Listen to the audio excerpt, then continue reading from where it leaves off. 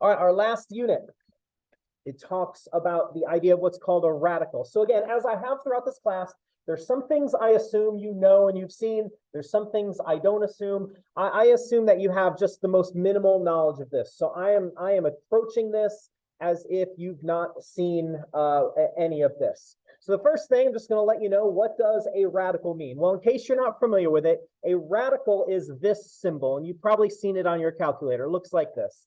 That's a radical. Okay, so that when I say the word radical,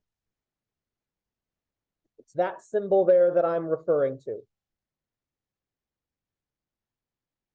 Underneath the radical, there's usually a number. Sometimes there's a letter. I'm just going to put an X under there for lack of anything better.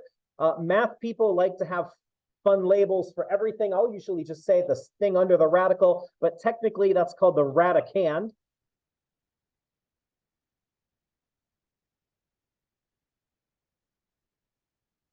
And then a lot of times there is a number in this basket looking thing on the front of the radical. So I'm going to put a letter N there for number.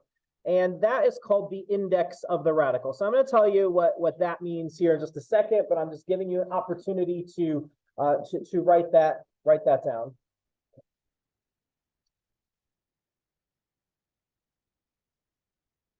So for instance, the index, if you have one, like for instance, if you have like a 4 in the little basket of the radical or a 3, some parts of the world, they do put a 2 there.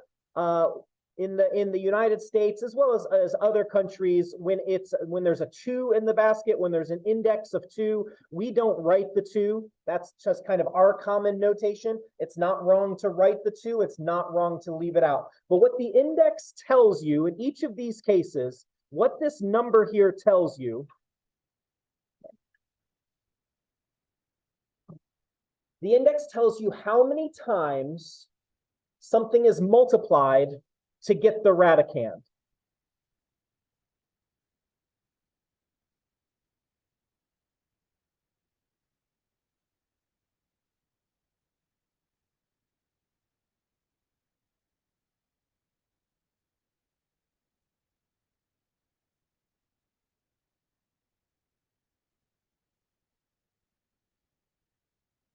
I'm going to say that again, but now I've written it and I think I've spelled everything all right. The index tells you how many times you multiply something to get the radicand. And we're going to practice this in case that just doesn't necessarily seem as clear as you'd like it to be. We're going to go through a whole bunch of problems, and I can make up more if the amount I have is not enough. But the big thing I need you to understand is that the radical is an operator symbol, like an adding a plus sign or a minus sign or a multiplication sign. The radical is telling you to do something. Okay, and that's the key. And so that's what we're going to practice here as we go through some of these problems that I have. So my first example says we have radical 25. Now the index of that, as I said before, is 2. And so what we tend to call this when the index here is 2, we call this a square root for short. And again, the radical is telling you, the index is telling you how many times to multiply to get the radicand. So what this is saying is, what's the number I multiply by itself 2 times, index of 2, multiply by itself 2 times to get 25. And what number is that? 5. Yeah, I'm sure you've probably seen something like that at some point in your past. Okay, so right next door, exercise 1. There's 3 fairly quick examples for you to do. I'm going to give you 45 seconds. Go ahead and do all 3 parts of exercise 1 for me.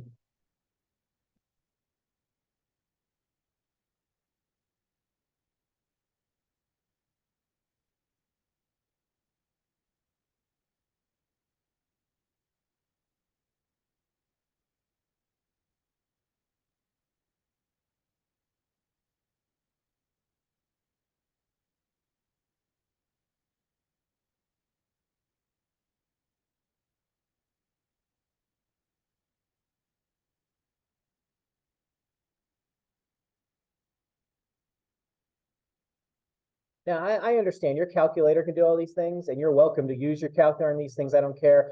I'm just trying to talk you through it so you understand what the radical is communicating to you. Okay, so that when you do put it into your calculator, you understand what it's telling you. So, what number multiplied by itself 2 times gives you 81? 9. Great. What number times itself 2 times gives you 144? 12. Okay. Now, I know this last one's a fraction. Don't let the fraction, throw you for a loop. All you have to do with fractions is what's the square root of the numerator? What's the square root of the denominator? So in the top, what number times itself 2 times gives you 49? 7. And then in the bottom, what number is going to give me 36? 6. Notice, every time I take the square root, when I have actually done the operation, my answers no longer have square root symbols. Okay. I have done what the radical told me to do. You do not need to write it again. That's a common mistake sometimes with students. They want to keep writing the radical over the answer. You don't have to do that once you've done the operation. Okay, we good so far? Anybody got a question, comment, concern for me? All right, well then let's change the index. My next example says we've got an index of 3. Again, math people sometimes have names. This is called a cube root. Higher indexes, you would just say, if it was like a 4, you'd say 4th root or 5th root. We'll get to that on the second page of this. So cube root, and again, the index is telling me how many times I'm multiplying the number. So what number, when I multiply together 3 times, is going to give me 27? 3 times 3 times 3. It's kind of it's a quick thing to verify. I think I heard somebody say 9. 9 times 9 times 9. Now, if you were adding, yeah, 9 plus 9 plus 9 gives you 27. But remember, radicals indicating operation. So 9 times 9, that'd be 729. That would be that'd be large. So that's not going to be it. So the cube root of 27 is 3. There we go. So similarly, for you, exercise 2 has 3 examples. Just real quick, think through what number each time multiplied by itself 3 times.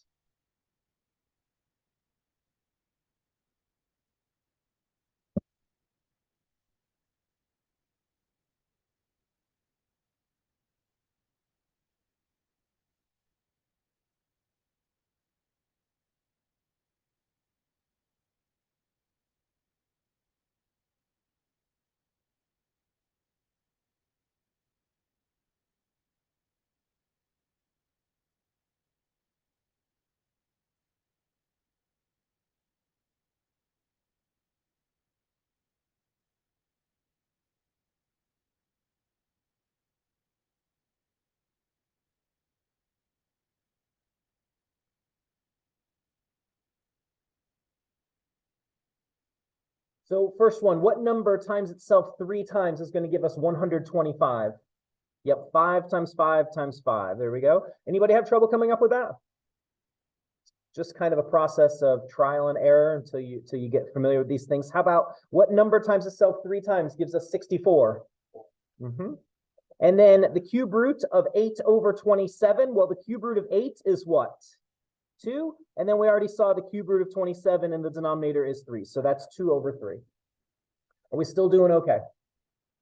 Okay, we'll talk about other indexes, but in our book, for the work we do, indexes of 2 and 3 will be the most common thing that we deal with. I have one other thing to mention, and that's applicable to our next exercise. Back in example 1, when we did the square root of 25, you could have actually given me another answer to this that would not have been wrong. If I say what number times itself 2 times gives you 25, you could have said -5. A -5 times a -5 will give you 25. So that speaks to another thing. Whenever you see a radical here, this is asking for what's called the principal root. I always get backwards which principal. It's asking for the principal root, which means the positive. So you might be thinking, hey, Perkster, what happens then? What if I wanted the -5 times -5? How would you denote that? Great question. And that's what example 3 is going to speak to down here. So we've got kind of four different situations that involve a negative that I just want to go through each of them. And the second one right here, where I have a negative in front of the radical, a negative in front of the square root of 25, this is what the symbolism would be for the non-principal root.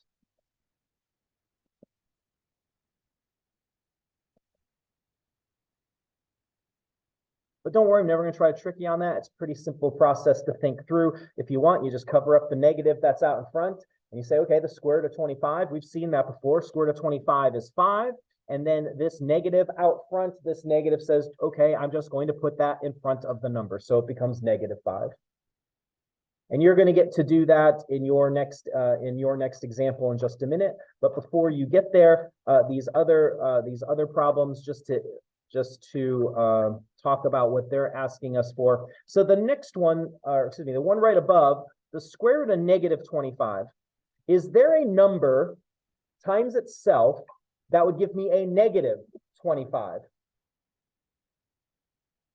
So the common answer is -5. As we're thinking this through and our brains are trying to come around to figure this out, if I said -5 times -5, well, when I multiply -5 times -5, I get positive. So by definition, if I'm going to get a -25, the signs of the numbers have to be different. Okay, so for now, at this point, until we get to the very last section of this unit, we're going to say when there is a negative under a square root, that this is not defined. At this point, we can't do that.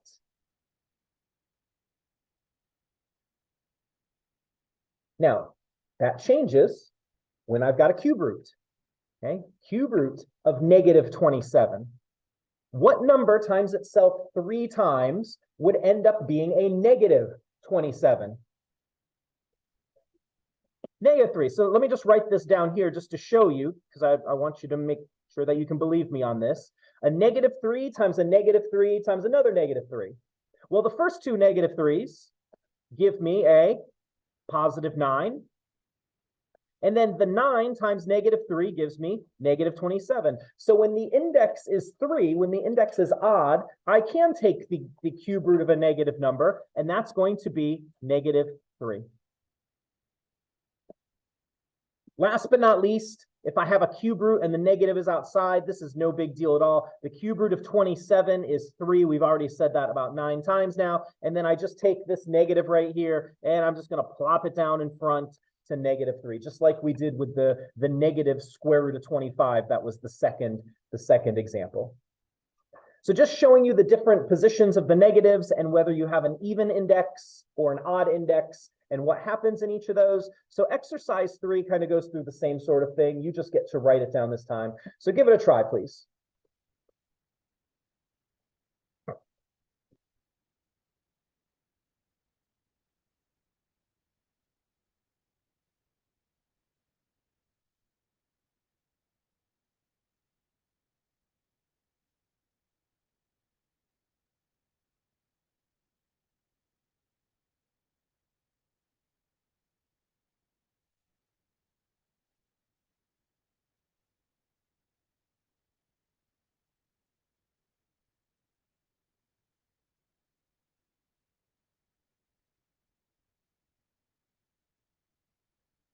All right, the first one, the square root of -81. What number times itself twice gives me -81? Not defined. Well done. I know that's sometimes a difficult one to wrap our minds around, so great job on that. How about the next one, the cube root? What number times itself 3 times gives me -1000? Yep, perfect. And then what's the answer to the last one? Negative square root of 100. -10, that's the non-principal root, the non-principal square root. Great job. We still doing okay? Any questions, comments, anything we need to talk about? Okay, so that's the essence of radicals and roots. Okay, so we're going to talk about domain, as we talked about with our rational expressions in the last unit. Then we're going to talk about indexes that are bigger than 3. We're going to do a few examples.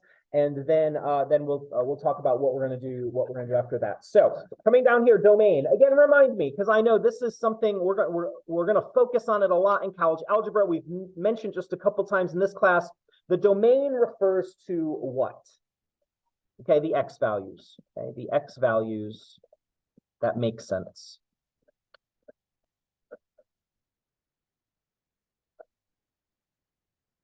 And we talked about domain last unit with rational expressions. And remember, we said, and it was part of the test, it was the first couple of problems on the test, that we looked for what values made the denominator of my fraction 0, because I had to exclude those. So similarly, there is a domain. There are values that are not going to work out in my radical expressions.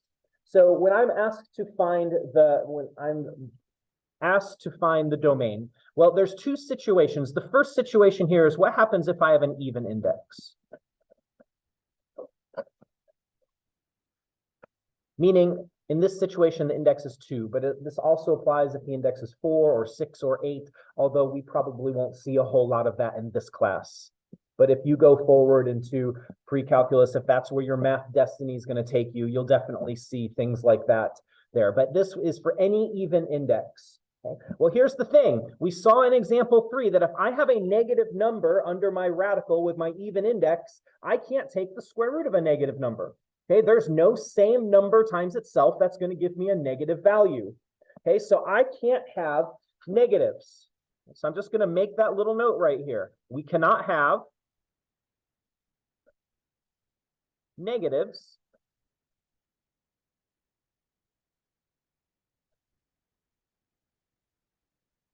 underneath the radical.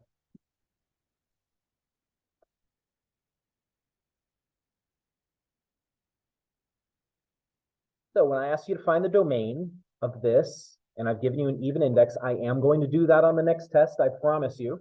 Okay, so this is one of the things you'll see. So what you're going to do is you're going to take that radicand, that x minus 3. Don't worry about the radical. You're going to take that x minus 3, and you're going to say, okay, what does that have to be in order to be greater than or equal to 0?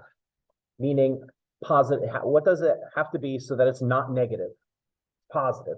Bigger than or equal to 0. And you do that every time. That's never going to change. So when you have an even index, you take whatever's underneath the radical, what makes that bigger than or equal to 0, and you solve this. So for this one, all I have to do is I've got to add 3 to both sides. And I say, okay, well, then that means the x values have to be bigger than or equal to 3. So that means if I have an x value that's not bigger than or equal to 3, I'm going to get a negative. So for instance, 2. If I put 2 in there, 2 minus 3 is negative 1. That's not in the domain. I have to leave that out because I can't have a negative under my radical. We're going to write this in interval notation. This has been our habit throughout this semester. So if my x values are bigger than or equal to 3, is 3 going to be the lower bound of the interval or the upper bound of the interval? What'd you say? I'm sorry. I did not hear. Well, let's do the number line in case you've forgotten. So here we go. Here's my number line. Here's the number 3. When I'm on the number line, the numbers bigger than 3, are those going to be the numbers to the left, or are those going to be the numbers to the right? To the right. So I'm just going to do some squiggling here just because I know. So looking at the picture now, is 3 the lower bound or the lower limit of the interval, or is it the upper end of the interval? It's the lower. Great. So draw a picture if you need to. Okay, so great. So 3 and then infinity. And then at the 3 side, since I can't have equals, I'm going to put a bracket. And infinity, we always use a parenthesis at the infinity side all the time. All right, we're going to practice this because this is one of the important things that I want you to leave this class with, because when you get to college algebra, you're going to be doing this you're going to be doing this straight away. So it's something I want you to remember. So first, exercise 4, do the first one, the square root of x plus 2, find the domain. We'll do these one at a time.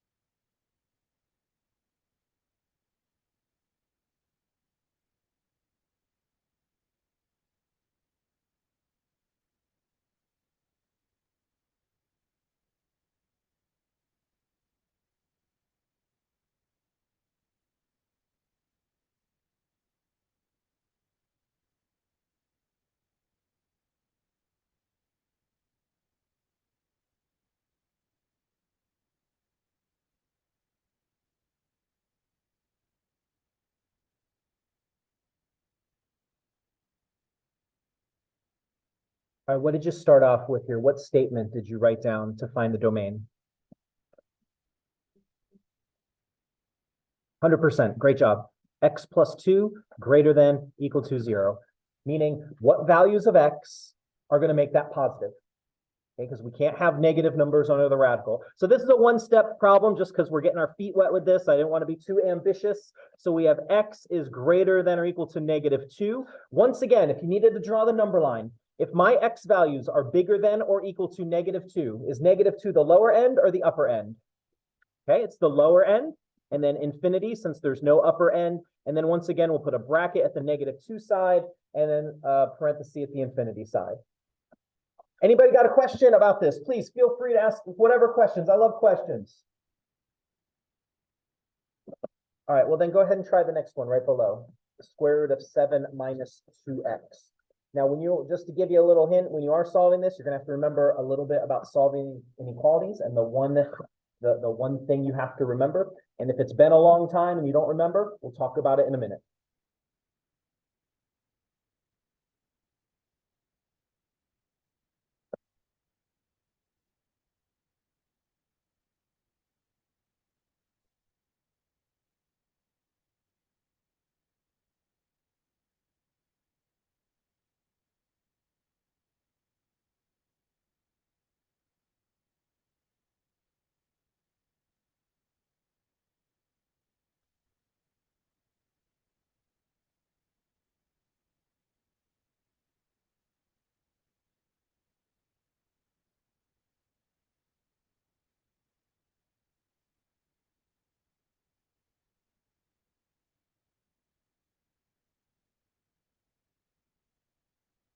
All right, once again, what statement did you start out with when you started this problem?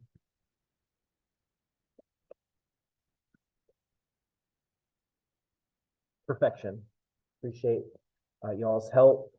Okay, so if you got there, you're doing great. Now solving this, the first thing we're going to do is move the 7. How am I going to move this 7 over to the other side? Subtract. Now remember, subtracting doesn't affect my inequality at all. I didn't mention it earlier, so we're good. Now, what's my second step to solve this inequality? Yeah, this time I'm dividing, and I'm dividing, what's the key word? I'm dividing by a what? A negative. What do I have to do? We talked about this second day of class, so this is a review. What do I have to do when I divide an inequality by a negative? Switch the inequality, yeah. Not a positive, when it's a negative, so it's going to be less than or equal to now. And then a -7 divided by a -2, negative divided by a negative is a +7 over 2, or 3.5 if you prefer decimals. So this time, my x's are less than or equal to 7 over 2. Does that make 7 over 2 the lower end of the interval or the upper end? This time it's the upper end. So we've got -infinity to 7 over 2, bracket, parenthesis.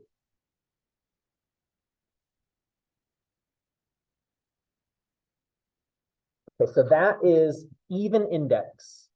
Okay, most common even index you will see in this class is square root. Okay, but it would apply to 4th or 6th or 8th, as I said. Now, when I flip the page, we're then going to be talking about finding the domain, but this time it's an odd index, and I'm going to use the index of 3 as an example. But again, this applies to whatever odd index. So I'm just going to make a little note. Now we're talking about the odd index. Now here's the thing, I'm just going to flip back to the first page. You don't have to flip back to the first page. I don't want you to get dizzy or anything. But when we did our example 3 and exercise 3, and we did the cube root, we could do the cube root of -27. It turned out to be -3. Odd indexes work differently. So what that means is under the cube root of x plus 19, I can have a positive, I can have a negative, I can have anything I want. So here's the nice thing. When you see an odd index, you can plug in any number.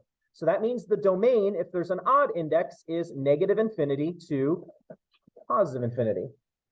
There's no calculating to do. You don't have to do anything. And I'm going to put one of these on the test. It's free points. I want you to have some free points on the test. -infinity to +infinity. So real quick, I'm going to give you 14 seconds. Exercise 5. What's the domain of the cube root of 9 minus 5x?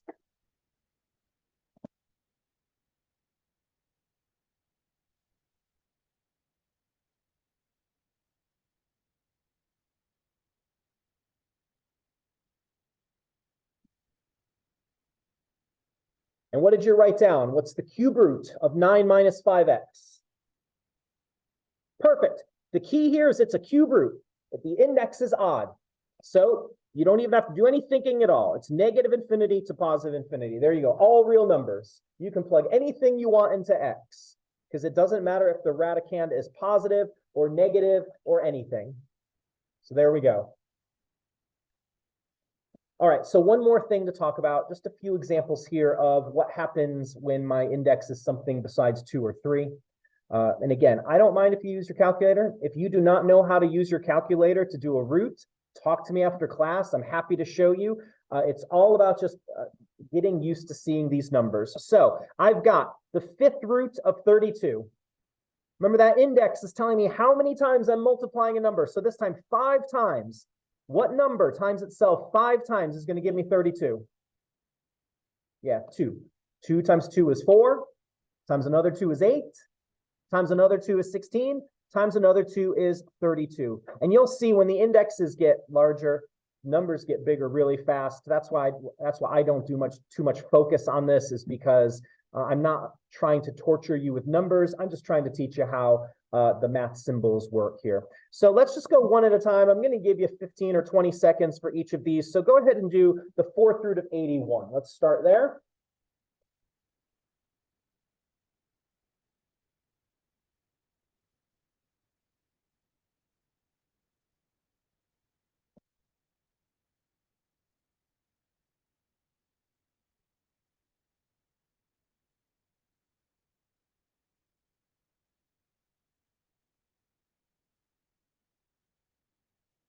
All right, if you need to do some scribbling on your page, some scratch work, or if you got your calculator or whatever, what number times itself 4 times gives you 81?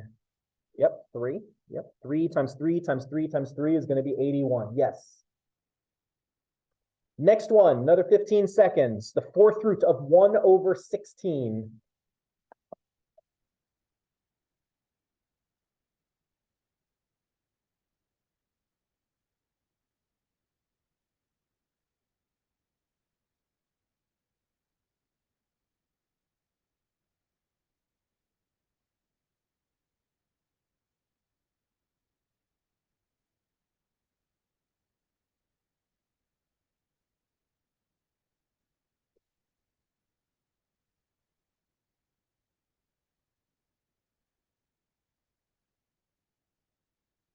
Right, so again, it's a fraction. Let's just think about the numerator and denominator separately. So the numerator, what number times itself 4 times gives you 1?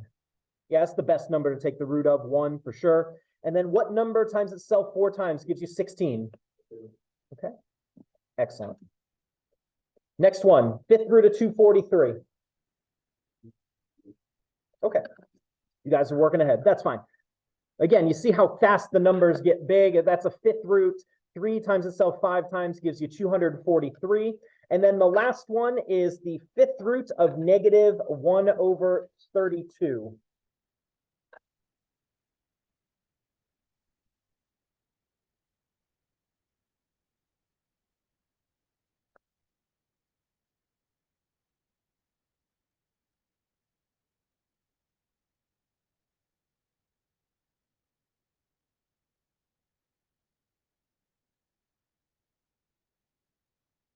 All right, so the index is odd, so I can have a negative under there. So this is not a trick question or anything.